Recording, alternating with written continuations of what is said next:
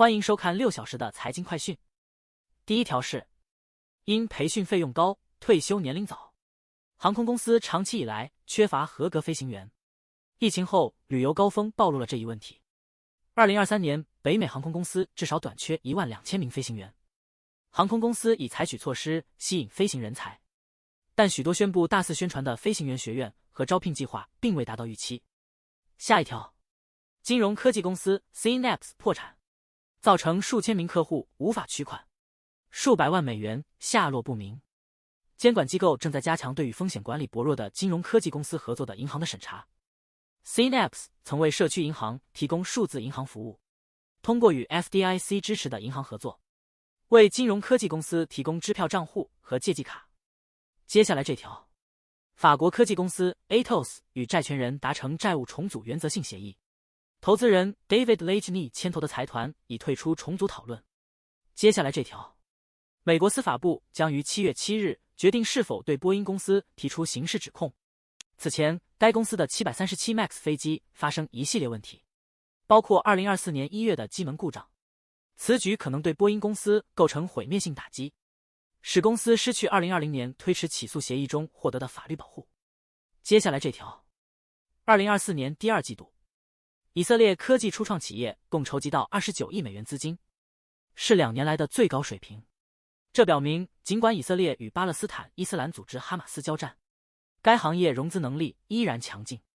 下面这条，美国银行调查显示，年轻富裕人群更偏好另类投资，如加密货币和实物黄金，并对传统股票债券投资持怀疑态度。下一条， Pixar 脑残2全球票房破10亿美元，成为动画电影史上最快突破10亿美元的作品。下面这条，若数据为生成式 AI 的燃料，而成功实施的关键之一是对业务运营有意义的数据的访问，则某些 SaaS 供应商似乎在数据方面具有先天的优势。执行是另一回事，但如果数据存在，模型至少能够利用更有意义的数据。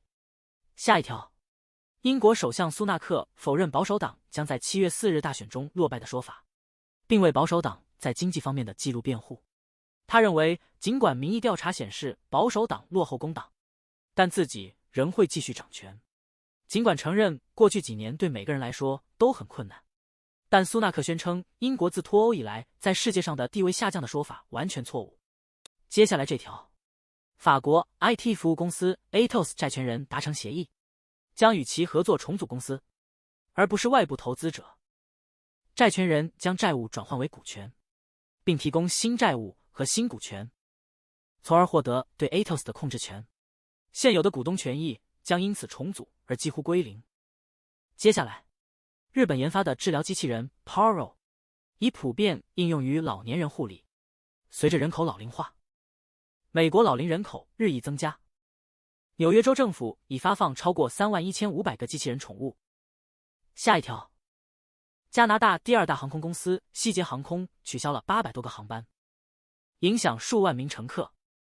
原因是飞机机械师的意外罢工已进入第3天。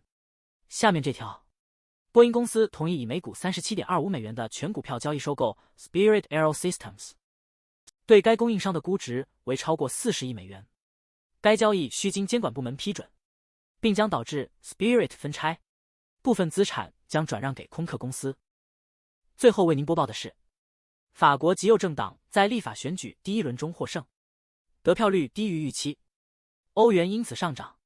现任总统马克龙和反对派正商讨策略，阻止极右政党在第2轮投票中获得多数席位。